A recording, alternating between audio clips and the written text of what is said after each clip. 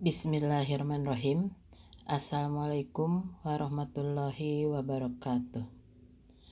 Selamat bertemu kembali dengan pelajaran kimia. Semoga kita semua dalam keadaan sehat walafiat. Amin ya rabbal alamin. Agar diberi kelancaran dan kemudahan, sebelum belajar marilah kita bacakan basmalah terlebih dahulu. Bismillahirrahmanirrahim.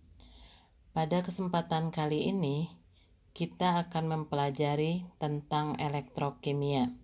Sebelumnya, kita telah mempelajari reaksi redoks dan bagaimana cara menyetarakan persamaan reaksi redoks tersebut.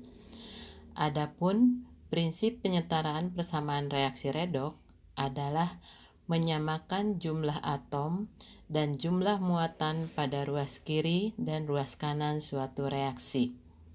Ada dua cara penyetaraan persamaan reaksi redoks yang telah kita pelajari, yaitu cara Bilog dan cara setengah reaksi atau metode ion elektron.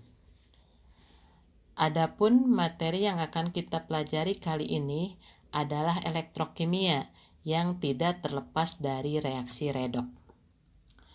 Elektrokimia adalah ilmu yang mempelajari hubungan antara reaksi redoks dengan aliran elektron atau aliran listrik, di mana reaksi redoks tersebut berlangsung dalam suatu sel yang disebut dengan sel elektrokimia. Bagian sel elektrokimia tempat berlangsungnya suatu reaksi redoks disebut dengan elektroda. Adapun elektroda tempat berlangsungnya reaksi reduksi disebut katoda, sedangkan elektroda tempat berlangsungnya reaksi oksidasi disebut anoda. Untuk memudahkan mengingatnya, disingkat dengan KRAO, katoda reduksi, anoda oksidasi. Ada dua jenis sel elektrokimia, yaitu sel Volta atau disebut juga dengan sel Galvani dan sel elektrolisis. Yang pertama kita lihat sel Volta. Dalam sel Volta, energi kimia diubah menjadi energi listrik, di mana terjadi reaksi secara spontan. Tempat berlangsungnya reaksi reduksi, yaitu katoda, berkutub positif, sedangkan tempat berlangsungnya reaksi oksidasi, yaitu anoda, berkutub negatif, sehingga disingkat dengan KAPAN. Katoda positif, anoda negatif. Yang kedua adalah sel elektrolisis. Pada sel elektrolisis, energi listrik diubah menjadi energi kimia dan reaksi terjadi secara tidak spontan.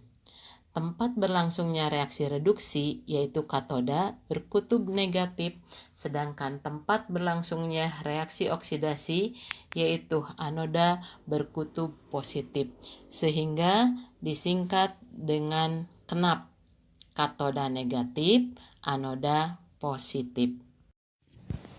Baiklah, sekarang kita pelajari tentang sel Volta atau biasa disebut juga dengan sel Galvani. Untuk materinya, silahkan kalian buka LKS halaman 23. Sel Volta atau sel Galvani ditemukan oleh Alessandro Volta dan Luigi Galvani. Nama sel sesuai dengan nama penemunya.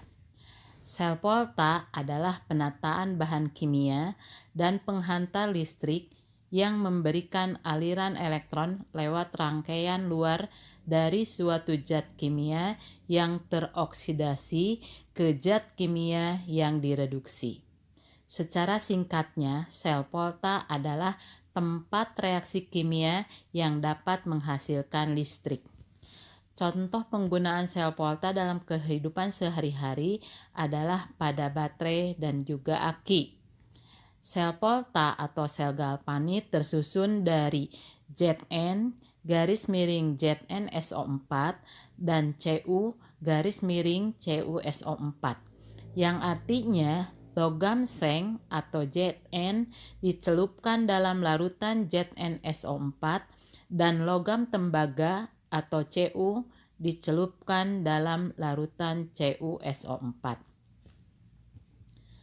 Kedua larutan dihubungkan dengan jembatan garam. Jembatan garam merupakan pipa berbentuk U yang berisi agar-agar yang ditambahkan suatu garam, misalkan garam kalium klorida atau KCl. Sedangkan kedua elektroda yaitu logam seng atau Zn dan logam tembaga atau Cu dihubungkan dengan voltmeter atau bohlam lampu. Untuk lebih jelasnya, kalian perhatikan gambar rangkaian sel volta berikut. Dalam rangkaian sel volta terdapat 2 gelas kimia besar, di mana pada gelas pertama diisi larutan ZnSO4 yang terion menjadi Zn2 positif ditambah SO4 2-. Sedangkan pada gelas kimia kedua diisi larutan CuSO4 yang terion